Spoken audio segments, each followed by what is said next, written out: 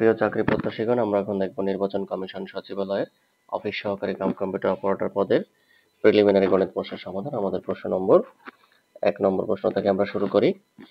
শতকরা বার্ষিক কত মুনাফায় 3000 টাকা 5 বছরে মুনাফা 1500 টাকা হবে? তো এখানে আমাদের যেহেতু প্রিলিমিনারি প্রশ্ন, আমরা একটু সংক্ষেপে করার চেষ্টা করব। আমরা এক্ষেত্রে একটা সূত্র জানি কি, আই সমান হচ্ছে PRN। এখানে আমাদের মুনাফা হচ্ছে কত? 1500 টাকা। আমাদের প্রিন্সিপাল কত? 3000 টাকা। ইন্টারেস্ট রেট আমাদের বের করতে হবে, তাহলে আমরা R/100 ধরে নিই, আর N মানে হচ্ছে বছর, 5 বছর। তো এখানে আপনি কাটাকাটি করতে পারেন। এখানে যদি আমরা কাটাকাটি করি, এখানে থাকে 30, এই 30 আর 15 দিয়ে সরাসরি আমরা ভাগ করে দিতে পারি। এই 1500 ভাগ হচ্ছে 30 ইন্টু হচ্ছে 15 সমান R। তাই সুতরাং R সমান আমরা কত পাবো? 10। ঠিক আছে, তাহলে এখানে আমরা দেখি 3 5 15, ডাবল 0, 30 দ্বারা কাটাকাটি করলে থাকে 10। তো আমাদের আর মানে হচ্ছে 10%। সেকেন্ড কোশ্চেন, একটি আয়তাকার ক্ষেত্রের দৈর্ঘ্য প্রস্থের 3 গুণ। আচ্ছা, দৈর্ঘ্য হচ্ছে প্রস্থের 3 গুণ। দৈর্ঘ্য 48 মিটার। আচ্ছা, দৈর্ঘ্য ডিস্টেন্স, দৈর্ঘ্য দৈর্ঘ্য যদি 48 হয়, তাহলে প্রস্থ কত হবে? প্রস্থ হচ্ছে দৈর্ঘ্য হচ্ছে প্রস্থের 3 গুণ। তাহলে 3 × 48, এটা 16কে 3 গুণ করলে 48 হয়। এখন বলছে এদের পরিসীমা কত? এদের পরিসীমা কি? এই দুটার যোগফল গুণন হচ্ছে 2। 6 আর 8, 18 6 14, 4 হাতে হচ্ছে 1, 1 আর 2, 6 গুণন হচ্ছে 2, 4 দুগুণী 8, 6 দুগুণী 12, 128। এটি হচ্ছে আমাদের পরিসীমা। পরিসীমার সূত্র হচ্ছে কি 2 × দৈর্ঘ্য যোগ প্রস্থ। এটাকে হচ্ছে আমি সংক্ষেপে করে দিলাম, আর কোনো কিছু না। দেন হচ্ছে 3 আমাদের বলা আছে পিতা ও পুত্রের বয়সের অনুপাত হচ্ছে 10:3। পুত্রের বয়স 18 হলে পিতার বয়স কত? তাহলে এখানে অনুপাতটা দেওয়া আছে হচ্ছে 10:3, আর এখানে 3 সমান দেওয়া আছে কত? 18। 3 দ্বারা 18কে ভাগ করলে আমরা কত পাই? 6। তাহলে এই 10কে আমরা 6 দ্বারা গুণ করি, মানে 3 এর 6 গুণে তো 18 হয়, তাহলে 10 এর 6 গুণ করি, 6 10 60। তাহলে পিতার বয়স হবে 60। নেক্সট কোশ্চেন 4 আমাদের বলা আছে a + b সমান হচ্ছে 7, আর a² + b² সমান হচ্ছে 25 হলে ab সমান কত? তাহলে এই সূত্রটা আমরা অ্যাপ্লাই করতে পারি। a² + b² সমান হচ্ছে, আমরা কি লিখতে পারি? a + b তার হোল স্কয়ার মাইনাস হচ্ছে 2ab। a² b² সমানের মান হচ্ছে কত? 25, আর এটার মান কত? 7। তো 7 এর স্কয়ার করলে কত হবে? 7 7 49। এই 49কে আমি সরাসরি এই পাশে বসাই দিব। আমাদের মাইনাস থাকবে হচ্ছে 2ab। এই পাশে আমাদের কত থাকে? 5 আর 4 9, মাইনাস হচ্ছে 24, 2 দ্বারা ভাগ করে দিব। এই -2 দ্বারা ভাগ করে দিলাম, থাকলো হচ্ছে ab, সরি, এখানে হচ্ছে আমাদের ab সমান হচ্ছে কত? 12। এটা হচ্ছে আমাদের এই প্রশ্নের উত্তর। পরবর্তী প্রশ্ন হচ্ছে আমাদের 5। আমাদের 5 নম্বর প্রশ্নে বলা আছে 9x² - 9x - 4 এটার উৎপাদকে বিশ্লেষণ করো।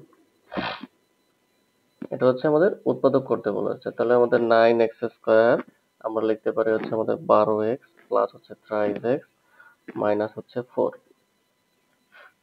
তো এখানে হচ্ছে আমাদের কি হয়? এখানে আমরা কমন নিতে পারি হচ্ছে 3x, আমাদের থাকে হচ্ছে 3x মাইনাস হচ্ছে 4 প্লাস আমরা 1 কমন নিলে থাকে 3x - 4, সরি এখানে সমান।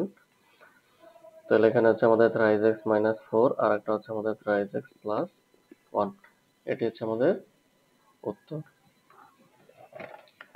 আমাদের পরবর্তী প্রশ্ন 6। আমাদের 6 নম্বর প্রশ্নে বলা আছে দুইটি সংখ্যার যোগফল 60 বিয়োগফল 20 হলে সংখ্যা দুইটা কত? তাহলে দুইটা সংখ্যার যোগফল হচ্ছে 60 আর বিয়োগফল হচ্ছে 20। তাহলে এখানে হচ্ছে আমাদের 2a সমান হচ্ছে 80, a সমান হচ্ছে 40, a সমান 40 হইলে b সমান কত হবে? b সমান হবে 20। কারণ কি a প্লাস b এর মান 40, মানে 40 আমরা 60 থেকে বাদ দিব, থাকবে হচ্ছে 20। তাহলে একটা হচ্ছে 40, একটা 20, একটা সংখ্যা 40, একটা সংখ্যা 20। এটি হচ্ছে উত্তর।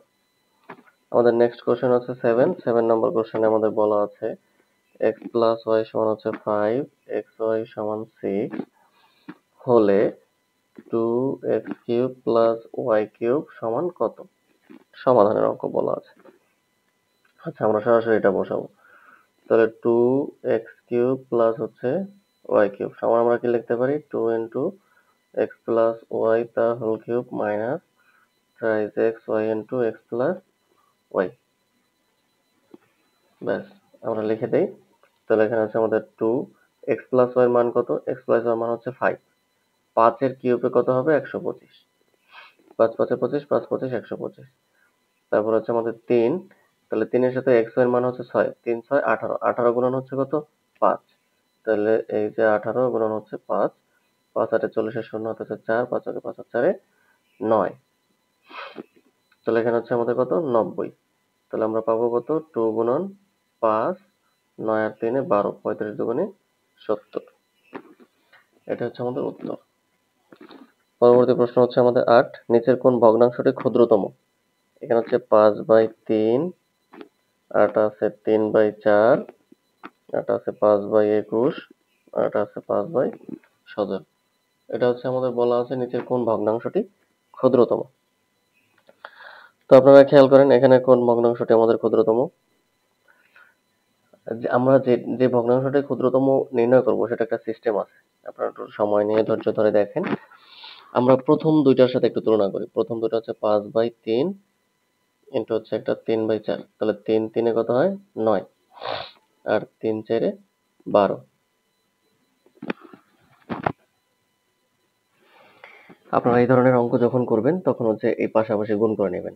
যেমন হচ্ছে এই যে 3 3 9 আর হচ্ছে 3 4 সরি 5, 4 5 হচ্ছে 20, এখানে হচ্ছে 4 5 20। আমি এই 9/20 কে হচ্ছে এভাবে সাজায় নিলাম। তাহলে এখানে ছোট কোনটা? এটা হচ্ছে ছোট, তার মানে এই ভগ্নাংশটা ছোট।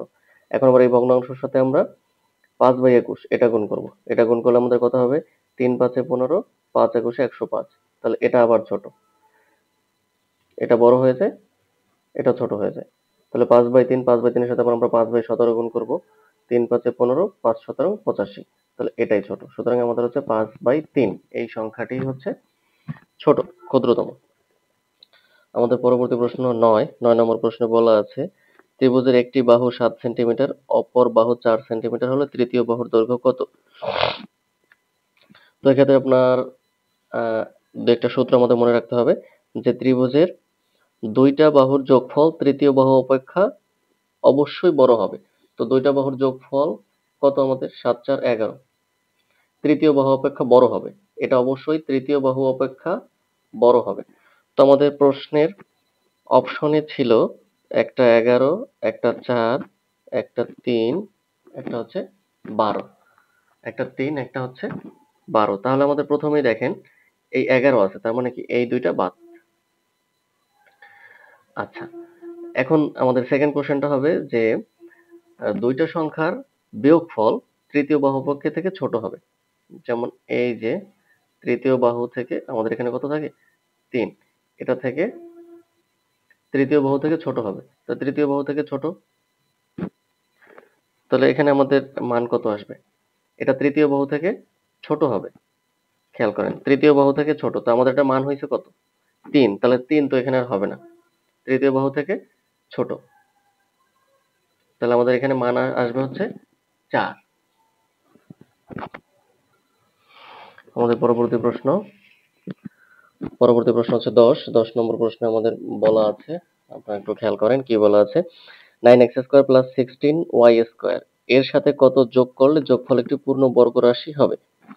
তো আমরা এই 9x² প্লাস 6y² এর সাথে কত যোগ করলে যোগফল একটি পূর্ণ বর্গ রাশি হবে? তাহলে এটাকে অবশ্যই আমাদের একটা বর্গের আকারে প্রথমে হচ্ছে সিস্টেম করে নিতে হবে। তো আমরা যদি এখানে থ্রাইস x তার হোল স্কয়ার নেই, এখানে যদি 4y তার হোল স্কয়ার নেই, তাহলে এখানে আমাদের 2 into thrice x into 4y, তাহলে লেখা আছে আমাদের থ্রাইস x প্লাস 4y তার হোল স্কয়ার। তার মানে আমাদের কোনটা যোগ করতে হবে? এটা যোগ করতে হবে। কত যোগ করতে হবে? যে আমাদের 3 দুগুণে 6, 4 ছক 24xy এই সংখ্যাটা যোগ করতে হবে। যোগ করলে তাহলে এটা একটা পূর্ণবর্গ সংখ্যা হবে। Next question 11। 11তে বলা আছে কোন চতুর্ভুজের চারটা কোণের অনুপাত দেওয়া আছে 1, 2, 2, 3। তো এই চারটা কোণের অনুপাতকে আমরা একটু যোগ করি। 2, 2, 4 আর 3 7 আর 1 8। বলা আছে বৃহত্তম কোণটি কত ডিগ্রি। তাহলে আমরা জানি যে আমাদের চার কোণের সমান হচ্ছে কত 360 ডিগ্রি। এটাকে আমরা 8 দ্বারা ভাগ করব। 8 দ্বারা ভাগ করতে পারি, তারপর হচ্ছে আমরা 3 দ্বারা গুণ করতে পারি। কাটাকাটি করেন, হবে হচ্ছে 135। 8 দ্বারা এটাকে ভাগ করলে কত আসে 45।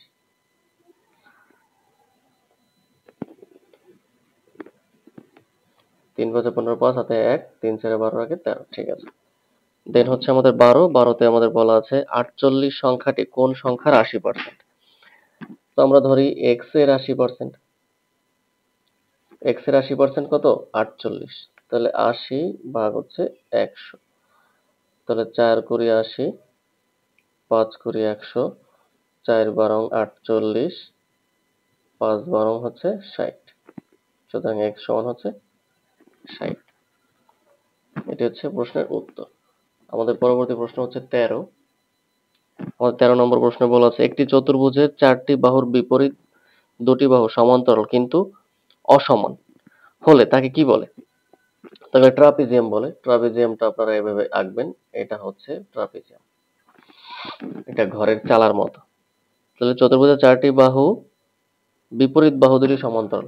এই বাহু দুটা সমান্তরাল কিন্তু অসমান, তাকে কি বলে। এটা হচ্ছে ট্রাপিজিয়াম বলে।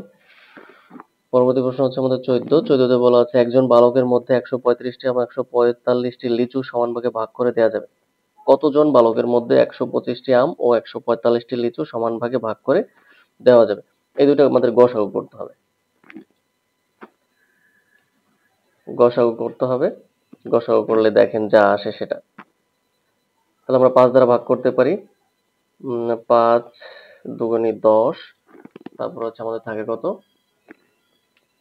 25। 5 5 25, 3 5 হবে না, 5 দুগুণী 10, 14, 5 9 45। তাহলে এই 25 আর 29 এর মধ্যে আর কিছু যায় না। সুতরাং 5। 5ই হচ্ছে গসাগু। এই গসাগু 5। এই 5 জন বালকের মধ্যে ভাগ করে দেওয়া যাবে। ঘড়িতে যখন 11টা বাজে তখন ঘন্টার কাঁটা ও মিনিটের কাঁটার মধ্যবর্তী কোণ কত ডিগ্রি হবে। এই যে 15 নম্বর প্রশ্ন। তো আমাদের এখানে একটা কমন সূত্র আছে। এটা হচ্ছে 11/2 ইন্টু হচ্ছে মিনিট মাইনাস আছে 30 ইন্টু আওয়ার। মধ্যবর্তী কোণ নির্ণয় করার জন্য এই সূত্রটা আছে। এটা আপনারা একটু সবসময় মনে রাখবেন। তো আমাদের এই অঙ্কটায় বলা আছে যে ঘড়িতে যখন 11টা বাজে, 11টা বাজলে কি মিনিটের কাঁটা কি একেবারে 12টা বরাবর থাকে। তো এখানে হচ্ছে তাই 0। আর আমাদের আওয়ার কত, আওয়ার হচ্ছে 11টা। গুণ করেন। তো এটা সমান তো 0 হয়ে গেল। মাইনাস হয়ে গেল কত, মাইনাস হয়ে গেল আমাদের 330। তাহলে এটা একটা স্থূল কোণ হয়ে গেল। তো আমরা এখন 360 থেকে 330 বাদ দিই। এই 360 থেকে 330 বাদ দিব, তারপর হচ্ছে 30 ডিগ্রি। এটি হচ্ছে আমাদের প্রশ্নের উত্তর। মধ্যবর্তী কোণটা হবে হচ্ছে 30 ডিগ্রি। নেক্সট কোশ্চেন হচ্ছে আমাদের 16। আমাদের 16 নম্বর প্রশ্নে বলা আছে x ও y এর মানের গড় 9 এবং z সমান 12 হলে x, y ও z এর গড় কত। x, y এর গড় হচ্ছে আমাদের দেওয়া আছে 9। তাহলে এটা আমরা 9 দুগুণী 18। এটা স্বাভাবিক করে নিই, সমষ্টি করে নিই। এখন এটার সাথে আবার আমরা 12 যোগ করি। তাহলে আমাদের হবে কত 8 আর 10 এর শূন্য হাতে হচ্ছে 1 3। এখন 3টাকে 3 দিয়ে ভাগ করলেই তো 10। তাই তিনটা সংখ্যার গড় হবে আমাদের 10। নেক্সট কোশ্চেন হচ্ছে আমাদের 17। 17তে বলা আছে একটি সংখ্যার 3 গুণের সাথে দ্বিগুণ যোগ করলে 90 হয়, সংখ্যাটি কত। একটা সংখ্যার 3 গুণের সাথে 2 গুণ যোগ করলে 90 হয়। তাহলে 3 আর 2 5, 90 আর 5 18, 90। সুতরাং সংখ্যাটি হচ্ছে 18। নেক্সট কোশ্চেন হচ্ছে 18। 18 নম্বর প্রশ্নের মধ্যে বলা আছে মারুফের বেতন 10% কমানোর পর হ্রাসকৃত বেতন আবার 10% বাড়ানো হলো, এতে তার কতটুকু ক্ষতি হলো। তো আমরা ধরি মারুফের বেতন হচ্ছে 100 টাকা। তো তার বেতন হচ্ছে কমানো হইলো। তো 10% যদি কমায়, মানে 100 টাকায় 10 টাকা কমালে তার বেতন এখন হচ্ছে 90 টাকা। আচ্ছা, এই 90 টাকার উপরে এখন হচ্ছে পর 10% বাড়াবে। তো দেখি 90 টাকার 10% বাড়াইলে কত হয়। 90 টাকার 10% বাড়াইলে 9 টাকা হয়। তাহলে এখানে হবে কত, 99 টাকা। তাহলে এখন তার বেতন হচ্ছে 99 টাকা, আগে ছিল 100। তাহলে তার 1% ক্ষতি হয়েছে। এটা হচ্ছে প্রশ্নের উত্তর। আমাদের নেক্সট কোশ্চেন হচ্ছে 19 নম্বর প্রশ্নে বলা আছে 5, 7, 10, 14 ডট ডট ডট ধারা এই শূন্য স্থানে কত হবে। এটা হচ্ছে বসাইতে বলা হয়েছে। তো আমরা দেখি 5 এর পার্থক্য হচ্ছে 5 আর 2 7, 7 আর 3 10, 10 আর 4 14, তখন 2 3 4, এখানে নির্ঘাত 5 হবে, এখানে 6 হবে। তাহলে এখানে আমরা 19 বসাই। 19 বসাইলে তো আমাদের মিলে যাচ্ছে। 14 আর 5 19, 9 6 25। ব্যাস। আমাদের নেক্সট কোশ্চেন হচ্ছে 20 নম্বর প্রশ্নে বলা আছে একটি দ্রব্য 170 টাকায় বিক্রয় করলে 15% ক্ষতি হয়, দ্রব্যটির ক্রয় মূল্য কত। আচ্ছা, 15% ক্ষতিতে সে বিক্রি করছে 170 টাকায়। তাহলে 15% ক্ষতিতে যদি ধরি আমরা, পণ্যটার মূল্য হচ্ছে 100 টাকা। 100 টাকার পণ্য আপনি 85 টাকায় বিক্রি করছেন, এতে আপনার ক্ষতি হয়ে গেছে 15%। তাহলে এখন 170 টাকায় যদি আপনি বিক্রি করেন, তাহলে আপনার ক্রয় মূল্যটা কত। ক্রয় মূল্য হচ্ছে 200 টাকা। আপনারা যদি চান যে একটু বড় করে করবেন, তাহলে সেভাবেও করতে পারেন, যে বিক্রয় মূল্য বিক্রয় মূল্য 85 টাকা হলে ক্রয় মূল্য 100 টাকা, বিক্রয় মূল্য 1 টাকা হলে কত, ভাগ 85, বিক্রয় মূল্য 170 টাকা হলে কত, গুণন 170। এভাবে হচ্ছে আমাদের করা যাবে। তো ধন্যবাদ বন্ধুরা, আমাদের ম্যাথের সলিউশনগুলো যদি আপনাদের ভালো লাগে, অবশ্যই আমাদের চ্যানেলটিকে সাবস্ক্রাইব করবেন, আমাদের সঙ্গেই থাকবেন। আমরা চেষ্টা করি যে কোনো চাকরি পরীক্ষার পরে গণিত সলিউশনগুলো ভিডিও আকারে আপলোড করার জন্য। ধন্যবাদ।